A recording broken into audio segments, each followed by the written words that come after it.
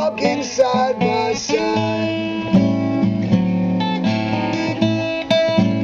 He said I gotta be that woman before I can ever be satisfied. That's what he said. And he said, don't see why I should let it dog me around. Must be that evil spirit way down in the ground. He said he don't see why I should always let that woman dog me around. Must be that evil spirit way down in the ground. Yes, it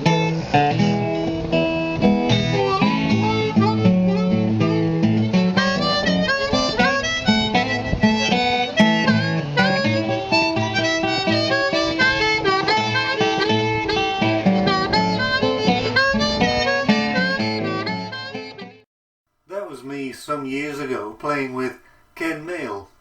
Ken is one of the foremost harmonica players in the UK. Even though Robert Johnson isn't my favourite bluesman by any means, I think there are other more creative people. His music is so powerful that I always included 2 or 3 in my repertoire, and I still do today. This song, Me and the Devil, is played in the key of A, and really, if you can play one song in the key of A by Robert Johnson, you can play them all. You can find lessons everywhere of how to play Me and the Devil and other Robert Johnson songs.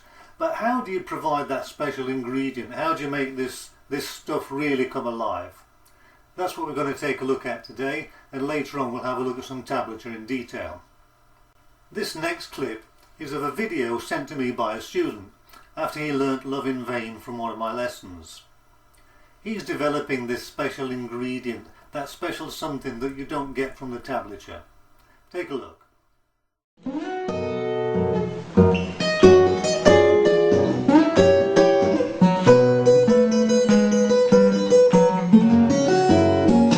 followed her to the station, a suitcase in my hand.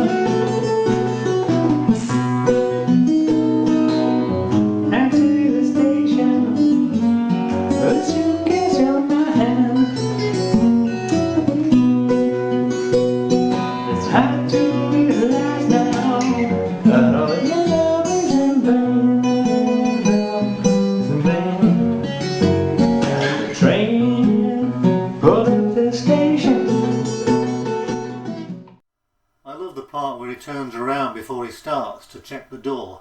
I can imagine his wife shouting up the stairs, "Are you playing those blues again, Graham?" Unfortunately, we don't have any film of Johnson playing. We have some photographs, and recently a photograph was unearthed showing him with Johnny Shines. Now, Johnny Shines was a compatriot of Johnson's, and they travelled around playing from town to town. In this picture we can see Johnny Shines and Robert Johnson. Robert Johnson's on the left. It's easy to imagine how these guys lived, 2 young men travelling around on Greyhound buses or jumping a freight train and playing from town to town. It was probably a wild life. Now, to play this music in the same way, you should bring out a bit of your own wildness. Now, don't tell me that. You have a wild side. Yes, you have. It's there. I know it is. Although we don't have video or film of Johnson's style, we can get a good idea by watching Johnny Shines play.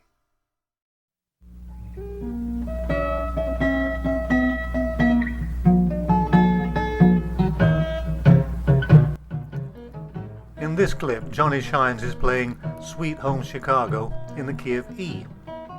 But we're more interested in his hands, how he's holding his right hand. In this way we can get a good idea of how Robert Johnson really played, because they were from the same area and they travelled together. You can see he uses one finger, and many master bluesmen just use one finger.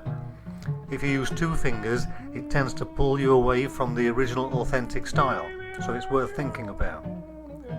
His other fingers are fastened to the soundboard, but they move around, they're not rigidly fixed in one spot. He plays higher up the fretboard to make the guitar sound nice and sweet.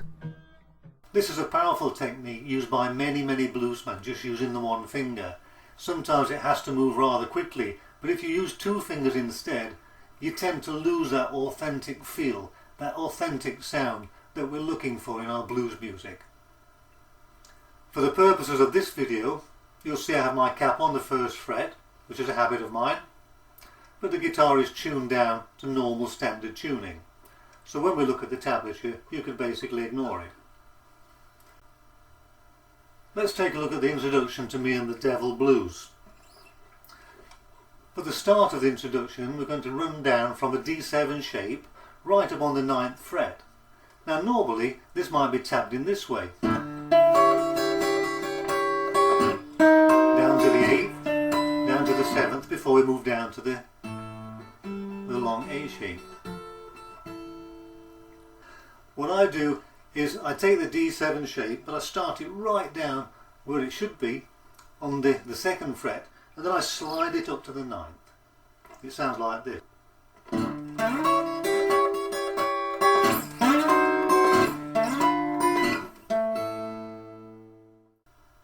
At the same time, my thumb is keeping the beat, but it's not just hitting one string. It's a monotonic bass, but I'm hitting 2 or 3 strings at the same time.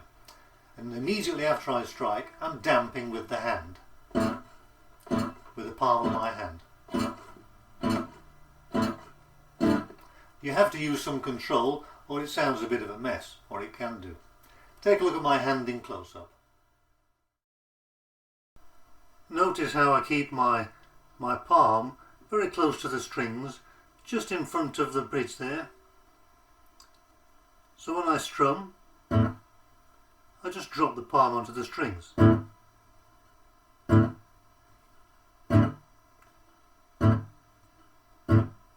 It becomes automatic after a while, and don't worry if the string buzzes here and there, or if you fluff any notes. This is the blues. Another thing we can do is to give a bit of vibrato, either by moving the fingers, or moving the guitar, or at the end of the stroke, just giving a little bend on all 3 strings. It sounds like this.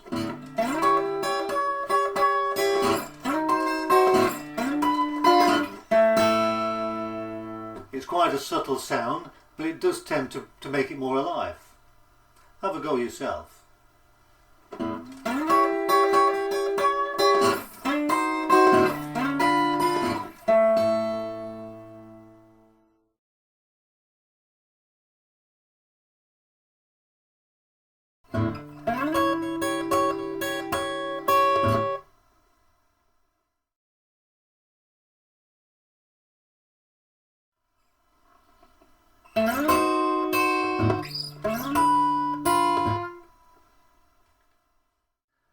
And so we go to the rundown.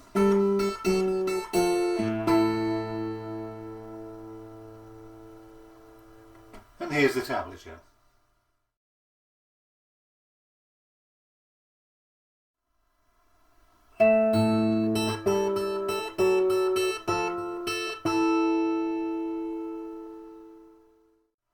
Now, one of the ways you can make your music more interesting for the listener is to include variations whenever you can. In that last part, we played this, but we could also play this. You can vary each time you play it, make it a little bit different every time. And now we go down from the A to the E7.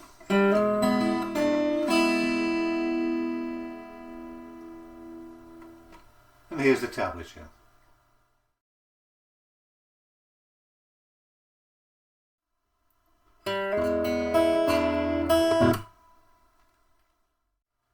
And here again, we can try and make this a little different by introducing another stroke. Back from the A.